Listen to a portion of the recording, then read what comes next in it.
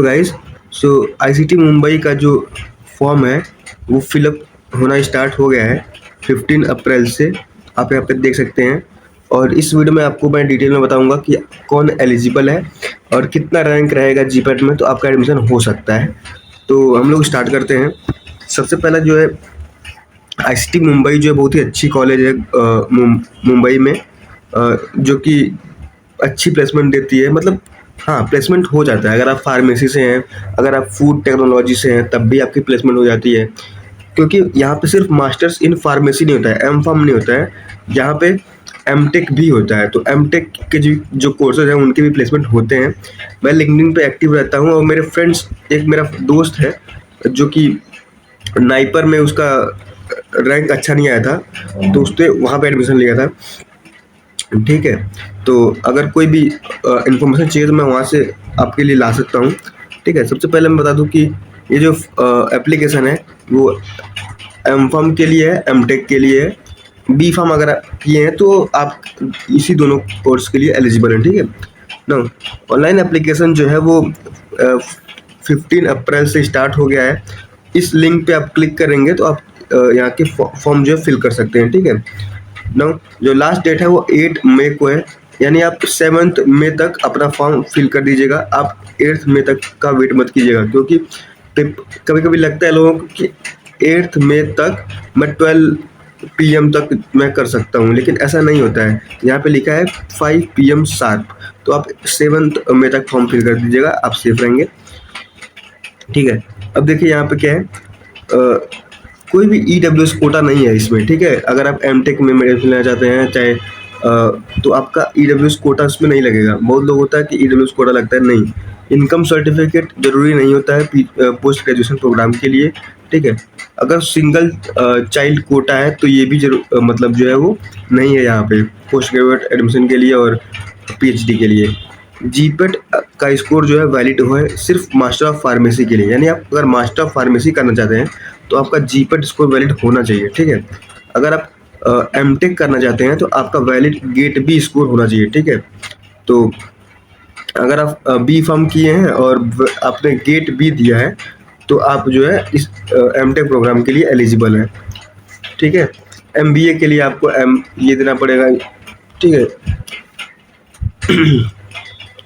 Valid GATE and non GATE only for the mechanical engineering, ये सब हम लोग के लिए जानने की जरूरत नहीं है। ठीक है, तो अब एलिजिबिलिटी देख लीजिए। तो ये एलिजिबिलिटी में हम लोग ये कोर्स नहीं एलिजिबल हैं। हम लोग जिसके लिए हैं मैं आपको बता देता हूँ। तो we are eligible for this course master in pharmacy, जिसका टोटल 24 जो है सीट होता है। अब मैं कट ऑफ बता देता हूँ। तो लास्ट ईयर क्या था कि आप अगर अंडर 200 और 300 के लगभग है, I am taking SC category also, because SC category का यूजली 300 से ऊपर तक जा सकता है, लेकिन आप जनरल कैटेगरी से हैं तो 200 के रैंक के अंदर में ही होगा आपका एडमिशन। लेकिन इस बार क्या है, क्योंकि नाइपर जो एग्ज़ाम है उसमें जो है नॉन फार्मा ज़्यादा आ रहा है, तो ऐसा नहीं है कि जो जीपेट में टॉप किया है वही नाइपर में टॉप करेगा। हाँ, कर सकते हैं, मैं ये नहीं कह रहा हूँ, लेकिन ऐसा बिल्कुल नहीं है कि ऐसा ही होगा। क्योंकि जो फार्मा पढ़ते हैं यूजुअली वो फार्मा ही पढ़ते हैं, उनको लगता है कि मैं फार्मा से कवर कर सकता हूँ, लेकिन नॉन फार्मा जो है बहुत ज़्यादा इंपॉर्टेंट होता है। ठीक है, इस बार तो और ही ज़्यादा इंपॉर्टेंट हो गया है। तो मैं ये बता रहा हूँ आपको कि इसका जो कट ऑफ है एम फार्म का, आईसीटी मुंबई का, वो बढ़ेगा। मतलब यूजली जो जीपेट रैंकर हैं वो यही लेंगे, क्योंकि अगर उनका एडमिशन नहीं होता है मास्टर्स में, आई होप सबका एडमिशन हो जो टॉप रैंकर से, लेकिन नहीं होता है तो वो यही लेंगे। ठीक है, तो आप इसमें ध्यान दीजिएगा कि बी फार्म एलिजिबल है इसमें। अगर आप मास्टर्स ऑफ टेक्नोलॉजी करना चाहते हैं, एमटेक करना चाहते हैं डाइस ऑफ टेक्नोलॉजी में, तब भी आप एलिजिबल हैं, लेकिन आपका गेट बी क्वालिफाई होना चाहिए। ठीक है, और अच्छी रैंक होनी चाहिए गेट की, not on the basis of GPAT rank. बाकी और भी कोई कोर्सेज हैं जिनमें बी फार्म एलिजिबल है, तो मैं देख लेता हूँ।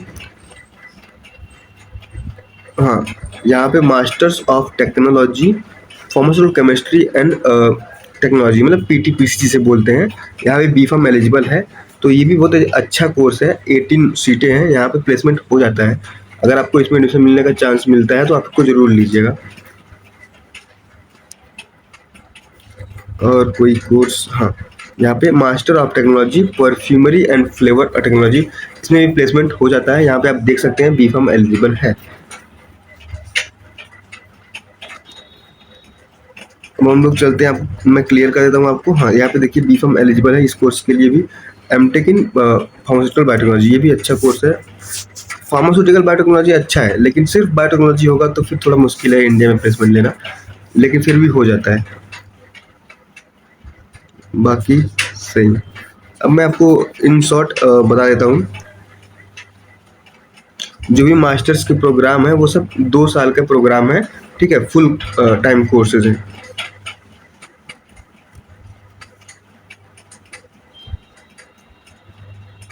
यहाँ देखिए master technology pharmaceutical chemistry and technology, इसमें भी बीफार्म एलिजिबल है।